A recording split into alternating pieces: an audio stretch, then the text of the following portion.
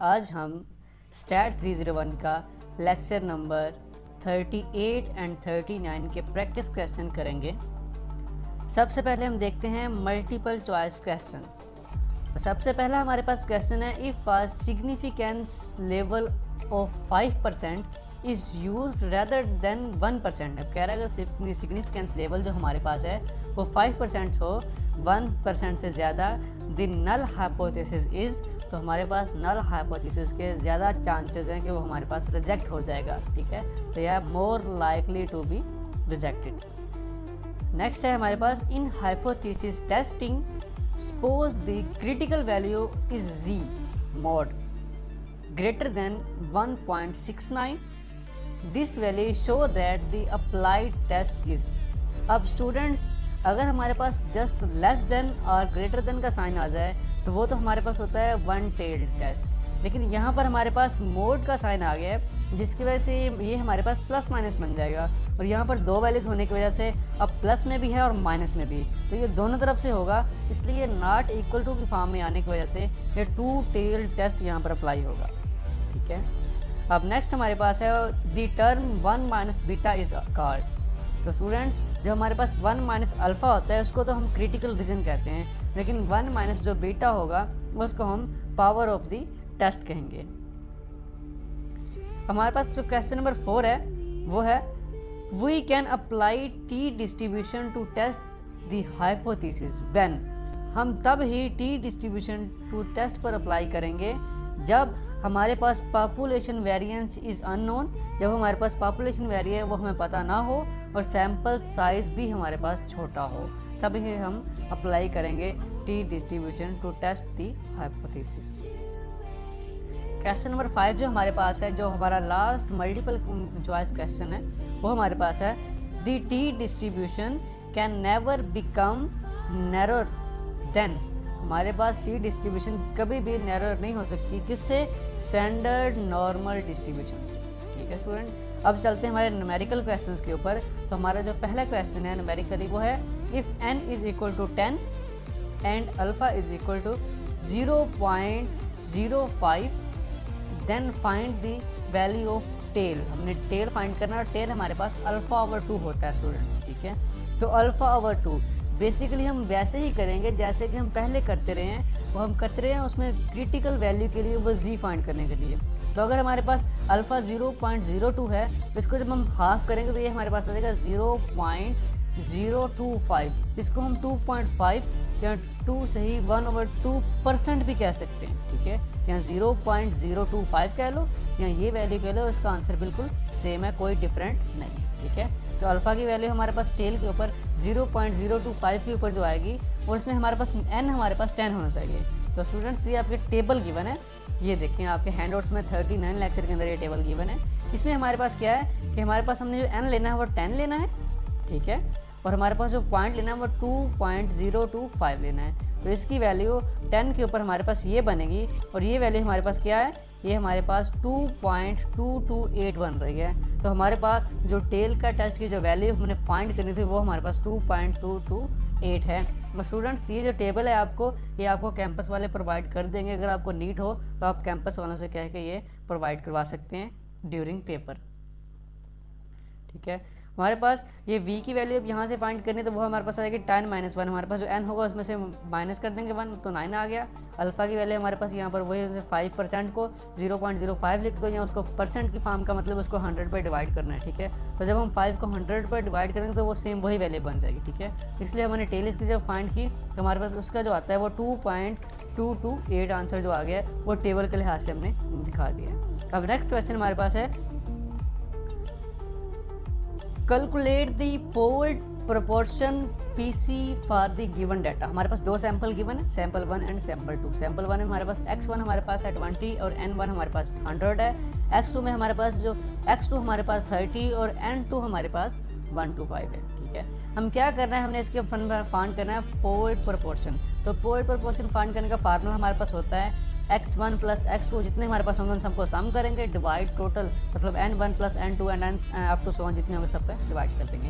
तो हम यहाँ पर करेंगे क्या, दोनों को x1 plus x2 over n1 plus n2। तो x1 प्लस x2 किया तो 20 प्लस 30 50 आ गया, और n1 प्लस n2 किया तो हमारे पास 100 प्लस 125, तो ये हमारे पास 250 आ गया।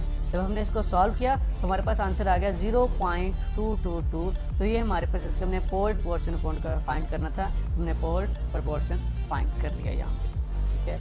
अब चलते हैं क्वेश्चन नंबर 3 के ऊपर। तो क्वेश्चन नंबर 3 स्टूडेंट हमारे पास है, if x is equal to 250 n हमारे पास 630 and p not is equal to 0.50 है, then find the z test statics for proportion, ठीक है। तो z टेस्ट का जो हमारे पास फार्मूला होता है स्टूडेंट, वो होता है z is equal to x plus minus 2 minus N P nought over square root of N P nought into 1 minus P nought, ठीक है। यहाँ पर हमारे पास जो प्लस माइनस 2 यूज़ होगा, ये उसकी कंटिन्यूटी करेक्शन को डोनेट करेगा, ठीक है। कंटिन्यूटी करेक्शन को डोनेट करने का मतलब क्या होगा कि हमारे पास जो x है वो बड़ा होना चाहिए n p से, ठीक है। सबसे पहले अगर हम n को p से मल्टीप्लाई करते हैं, n हमारे पास है 630 एंड p नॉट हमारे पास 0.50 है, इसको हमने मल्टीप्लाई किया तो हमारे पास आ गया 315 और हमारे पास x है 250। अब देखो ये हमारे पास यहाँ x छोटा है जबकि हमारे पास एन पी नॉट बड़ा हो गया है, तो हम क्या करेंगे x में यहाँ पर प्लस वाला लेंगे, मतलब प्लस 1/2 यूज़ करेंगे, ठीक है। अगर ये हमारे पास पहले बड़ा होता तो फिर हम माइनस वाला यूज़ करते हैं। तो ये आ गया 250 प्लस 1/2 माइनस 315 ओवर, तो यहाँ पर हमने एन पी नॉट की जगह वैल्यू जो है, तो एन की वैल्यू हमारे पास जो थी वो है 630 और जो पी नॉट की वैल्यू है 0.50 और 1 माइनस पी नॉट करेंगे तो वो हमारे पास 1.50 ही आ जाएगा। तो तीनों के जब हमने मल्टीप्लाई करवाया, इसका स्क्वायर रूट लिया, तो हमने जब इसको सॉल्व करेंगे तो हमारे पास जो आंसर आ जाएगा वो -5.139 आ जाएगा। तो ये स्टूडेंट आपका क्वेश्चन नंबर 3 था, उसको कैसे हमने इसके लिए फाइंड करनी थी, जी टेस्ट तो हमने फाइंड करें, उसका फार्मूला आपको बेस्ट स्टूडेंट्स फार्मूलाज आपको ज़बानी आएंगे तो आप क्वेश्चन कर पाएंगे, तो काइंडली इनके फार्मूलाज ज़बानी याद करने की कोशिश कीजिए। आप इसकी जब बार बार प्रैक्टिस करेंगे तो फार्मूलाज आपको वैसे ही ज़बानी आने लग जाएंगे, ठीक है। अब नेक्स्ट क्वेश्चन हमारे पास है question number 4, a sample of 100 electric light bulb of type 1 showed a mean lifetime of 1190 hours and a standard deviation of 90 hours. A sample of 75 bulbs of type 2 mean of 1230 hours with the standard deviation of 120 hours. Is there a difference between the mean lifetime of two types of the significant level of 5%? तो students ये question हमने जब पीछे practice questions करके आए थे, इससे पीछे वाले जो वीडियो में हमने किए थे उससे कुछ रिलेटेड है, मिलते जुलते हैं। सबसे पहले हम क्या करेंगे जी, हमारे पास यहाँ दो वैल्यू है, म्यू दी गई है μ1 एंड μ2। हमने पहले हमने h0 एंड h0 या ha फाइंड करना है। तो h0 में हमारे पास फार्मूला क्या था कि μ1 माइनस μ2 इज इक्वल टू 0 आ जाए, तो इसका मतलब क्या होता है कि μ1 μ2 के इक्वल आ गया है। या हमारे पास फर्स्ट स्टेप में हम क्या करते हैं, इसको नॉट इक्वल टू 0 आ गया, इसका मतलब क्या है कि हमारे पास वो दोनों इक्वल टू 0 नहीं है। स्टेप 2 में हम क्या करते हैं, लेवल ऑफ सिग्निफिकेंस चेक करते हैं। तो लेवल ऑफ सिग्निफिकेंस हमें क्वेश्चन के अंदर गिवन है जो कि हमारे पास 5% है। स्टेप 3 के अंदर हम क्या करेंगे, इसकी जी वैल्यू फाइंड करेंगे। तो स्टूडेंट जी वैल्यू फाइंड करने का हमारे पास फार्मूला आएगा x1 minus x2 minus μ1 minus μ2 और square root of sigma 1 square over n1 plus sigma 2 square over n2। तो क्या करेंगे, इसकी स्टेप 4 के ऊपर इसका हमने वैल्यूज पुट करके सॉल्व करेंगे। हम जानते हैं कि μ1 माइनस μ2 इज इक्वल टू 0 है, इसलिए हमारे पास जब हम इसको सॉल्व करेंगे तो हमारा जो आंसर बनेगा वो आएगा -2.42।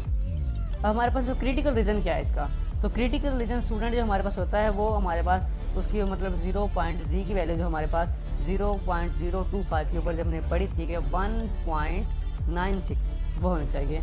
तो 1.96 से अगर हमारे पास वैल्यू बड़ी आ जाए, ठीक है, हम उसका हमेशा मोड लेंगे, मोड में नेगेटिव को भी पॉजिटिव कर देगा, तो उसकी जो हमारे पास वैल्यू बड़ी आ जाए तो इसका मतलब है वो हमारे पास जो हमने आपत्ति किया है वो रिजेक्टेड है, वो उसके हमारे पास जो उसका जो हमारे पास सोल्यूशन है वो रिजेक्टेड होगा। जो हमने टेस्ट करना था वो टेस्ट में हमारे पास हाइपोथेसिस ये है, वो जो आपने वर्क किया है उसके ऊपर वो रिजेक्ट हो चुका है, क्योंकि हमारे पास उसका जो हाइपोथेसिस है वो 1.96 से ज़्यादा नहीं होना चाहिए, उससे बड़ा नहीं होना चाहिए, या उससे बड़ा आ गया तो इसलिए ये रिजेक्ट हो गया है, ठीक है।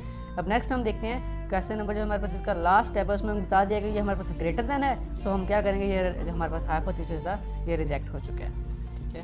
अब नेक्स्ट हम चलते हैं random samples of 200 bolts manufactured by machine A and 100 bolts manufactured by machine B showed 19 and 5 defective bolts respectively.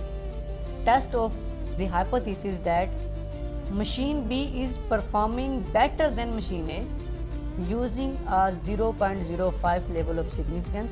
Student significance level 0.05 means 5% same ही बात है, ठीक है। हम यूज़ करेंगे सेम उसी तरह से हमने किया कि P1 का स्टेप 1 वही सेम हो गया। उसके बाद हमने स्टेप 2 किया। स्टेप 2 के ऊपर जब हम किए तो हमारे पास आ गया लेवल ऑफ सिग्निफिकेंस। फिर हमने जी की वैल्यू फाइंड की। जी की वैल्यू मैंने तमाम वैल्यूज पुट करके देखा तो PC फाइंड करने का फार्मूला हमारे पास x1 plus x2 over n1 plus n2 था। हमने सबसे पहले P1 और P2 की वैल्यू फाइंड की।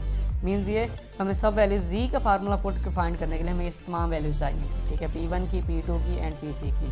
तो हमने तमाम वैल्यूज़ को यहाँ पर पुट सॉल्व करने के लिए x1 ओवर n1 किया तो P1 की वैल्यू आ गई, फिर P2 की एंड इसी तरह PC की वैल्यू में दोनों का सम करके टोटल डिवाइड कर देंगे n1 प्लस n2 के ऊपर, तो हमारे पास तीनों के आंसर आ गए। अब हमने इसको जब सॉल्व कर लिया तो सॉल्व करने के बाद हम इस तमाम वैल्यूज़ को पुट करेंगे इस जी के फार्मूला के अंदर, ठीक है। तो नेक्स्ट हमारे पास क्या बन जाएगा, z is equal to values तो मैंने पुट किए तमाम 0.905 minus 0.95 divided by square root of 0.921 plus 08 into 1 over 100 plus 1 over 200। तो हमने इसको जब सॉल्व किया, सॉल्व करने के बाद हमारा आंसर आ गया -1.35। अब स्टूडेंट देखा जाए तो अगर दूसरे लिहाज से देखा जाए तो -1.35 माइनस अगर हम इसको मोड लगा कर सॉल्व करें तो ये हमारे पास -1.96 से स्मॉलर वैल्यू आ गई। इसका मतलब ये रिजेक्ट नहीं होगी, इसके चांसेस देंगे ये रिजेक्ट नहीं होगी बल्कि ये एक्सेप्ट हो जाएगा। तो हम इसका जब रिजेक्ट करने के लिए हमने सॉल्व किया तो ये हमने CAL is equal to alpha के लिहाज से इसको सॉल्व किया तो हमारे पास इसका आंसर बनता है 1 -645 के लिहाज से देखा गया। अगर नेगेटिव के लिहाज से नेगेटिव को देखा गया तो ये हमारे पास बन जाएगा -1। अब क्योंकि ये हमारे पास वैल्यू छोटी बन रही है इससे तो इसका मतलब ये रिजेक्ट नहीं होगा। तो लास्ट स्टेप जो 6 होगा वह कंक्लूजन निकल आया कि जी इज इक्वल टू हमारे पास दिस एंड ग्रेटर देन है, तो हमारे पास ये रिजेक्ट नहीं होगा। तो स्टूडेंट ये हमारे पास बेसिकली लॉन्ग क्वेश्चन आएगा आपका कि ये स्टेप मतलब 6 या 5 या 6 स्टेप होंगे, इसके अंदर अपने सब निकालने के कंक्लूजन्स, ठीक है। उम्मीद करता हूँ आपको इस लेक्चर की समझ आ गई होगी। अगर आपको कोई चीज़ समझ ना आए तो आप कमेंट बॉक्स में पूछ सकते हैं।